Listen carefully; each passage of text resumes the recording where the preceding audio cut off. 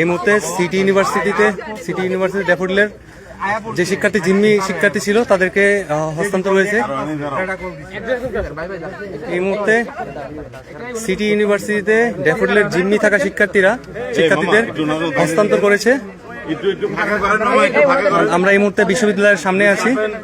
যেই শিক্ষার্থীগুলো সিটি ইউনিভার্সিটিতে জিম্মি অবস্থায় ছিল তাদেরকে সিটি ইউনিভার্সিটি হস্তান্তর করেছে। কিন্তু আমাদের দুঃখের বিষয় যে এখানে আমাদের কোনো মিডিয়া কভারেজ নাই। আমাদের ড্যাফোডিলের এতগুলো শিক্ষার্থীকে যে তারা রাতভর জিম্মি রেখে যে অত্যাচারগুলো চালিয়েছে এখন পর্যন্ত কোনো মিডিয়া কভারেজ নাই।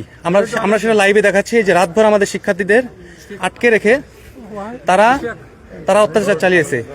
এই যে একজন শিক্ষার্থী, তার অবস্থা দেখুন, আপনারা লাইভেই দেখুন যে এই হলো আমাদের শিক্ষার্থীদের অবস্থা। তারা জিম্মি করে রাতভর আমাদের শিক্ষার্থীদের উপর অত্যাচার চালিয়েছে।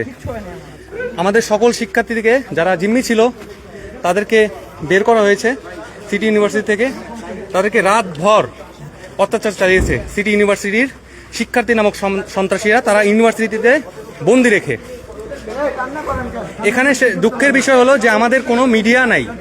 আমাদের পাশে ড্যাফোডিলের পাশে একটা মিডিয়া নেই। বিল্ডিং ভাঙা দেখাইছে, তারা মিডিয়াতে দেখাইছে যে ড্যাফোডিলের শিক্ষার্থীরা যে বিল্ডিং ভাঙছে, কিন্তু তারা যে এগুলো করছে এগুলা কোনো মিডিয়াতে তারা এখন পর্যন্ত দেয় নাই।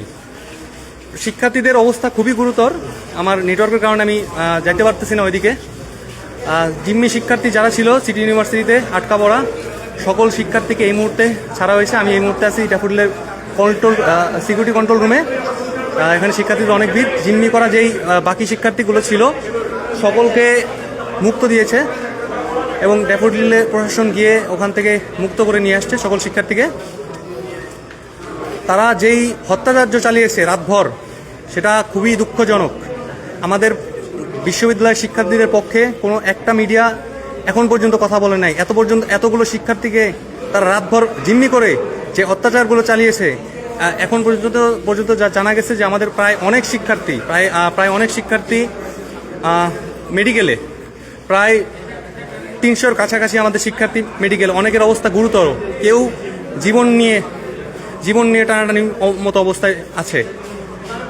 তারা সিটি ইউনিভার্সিটিতে জিম্মি আমাদের ড্যাফোডিলের যেই শিক্ষার্থীদের জিম্মি করে রেখেছিল তাদের এই মুহূর্তে হস্তান্তর করেছে।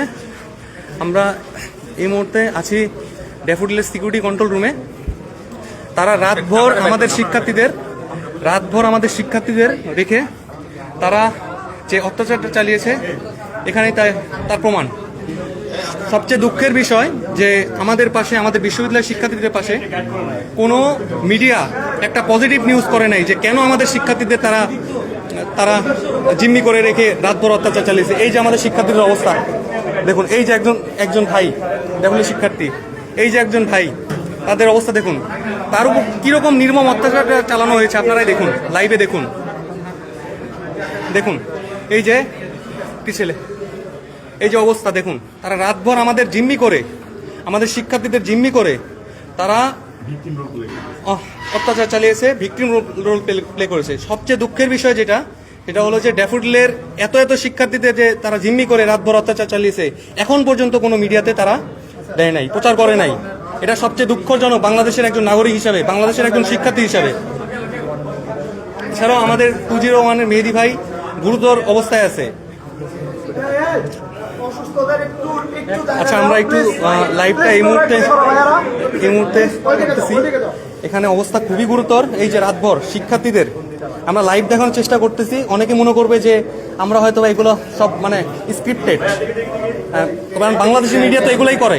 হ্যাঁ, 70-এ 1 মিনিটের মধ্যে মিথ্যা বানায় দেয়। এই যে অবস্থা দেখুন, তার রাতভর কি অত্যাচার চালানো হয়েছে আমাদের ড্যাফোডিলের শিক্ষার্থীদের উপরে।